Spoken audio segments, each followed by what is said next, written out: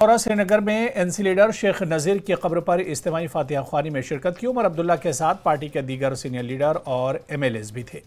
عمر عبداللہ نے N C کے سابق جنرل سیکریٹری کی قبر پر فاتحہ خوانی کی اور سماج اور پارٹی کے تئیں ان کے کنٹریبیوشن کے لیے آجہانی لیڈر کی ستائش کی۔ انہوں نے شیخ نذیر کی ویژنری سیاست اور عوام کے لیے اصلاحات کی تعریف کی۔ دیکھو، جہاں تک جموں کشمیر نیشنل کانفرنس کا تعلق ہے، اس میں مرحوم شیخ نذیر صاحب جو سابقہ جنرل سیکرٹری رہے ہیں، ان کا ایک کلیدی رول ہے۔ انہوں نے زندگی میں کبھی غلط چیزوں کے ساتھ کمپرومائز نہیں کیا۔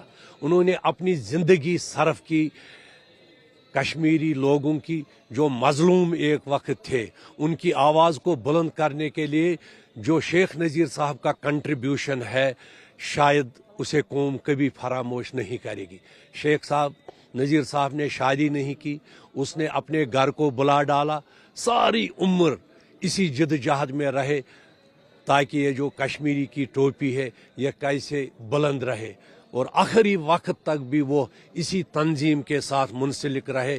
تو ہر کوئی جو تنظیمی ورکر ہے، آج بھی آج اس کی 10ویں برسی ہے، ان کو اسی طرح یاد کر رہے تھے جب کہ وہ زندہ تھے۔